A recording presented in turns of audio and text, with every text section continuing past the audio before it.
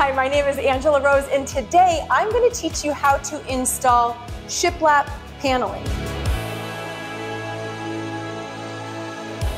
Now, what is shiplap? I'm sure you know what it is, but if you don't, it's basically a wall or ceiling treatment. It's also called paneling, planking. It can be used vertically, horizontally, on the lower third of a room, on a ceiling, anywhere. It's never going to go out of style because there are so many different uses for it. So shiplap is different than typical boards because it comes with these little grooves to make these pre-spaced gaps, giving it a super cool look.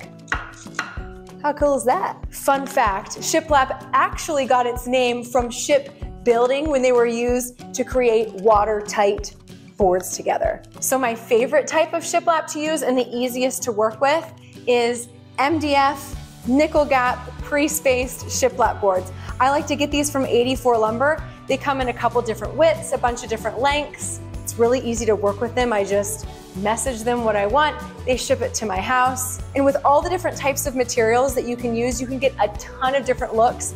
And this skill is going to be so applicable for every project that you're doing. So here are the tools and materials that you're going to need for this project.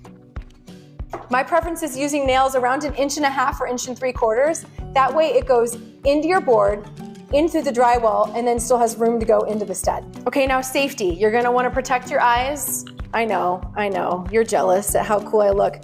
Tie your hair back, make sure you've got closed-toe shoes because you gotta protect those toes. And just make sure you're never pointing this at anybody.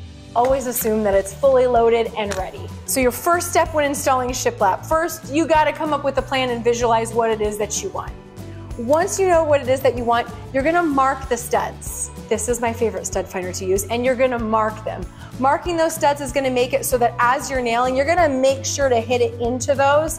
That way, it's making this wall treatment the most secure possible. Now that your studs are measured and marked, you're going to measure the length for the board that you need, and you're gonna cut it. When you're installing your first board, this is important, pay attention. Everything is always based off that first board. You're gonna wanna make sure that it is level. So hold a level up to that board and make sure it's completely straight up and down, or it's completely level like this. If you mess this up, everything is messed up after it. You're screwed. No, but for real, check level. And I like to, every few boards that I go, check the level again just to make sure things aren't starting to get a little bit wonky. You can always straighten it back up. So here are some nailing tips. The first thing is, the more nails you put in the board, the more nail holes you have to fill, okay? I like to nail on the face, and then I also like to nail into the lip because that's gonna be hidden, and so it kind of cuts down the amount of filling that I'm gonna have to do afterwards. Another tip is make sure you hit the studs. You've marked them, you know where they are. Hitting the stud is gonna keep your board super secure.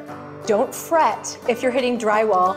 Give that board a test, and if it's sliding in and out, here's a tip to lock it into place. I like to take my nail gun and I angle it going this way, left and right, and what that does is it shoots a nail in this direction, a nail in this direction, and it actually locks it into the drywall and makes it so that your board won't come out.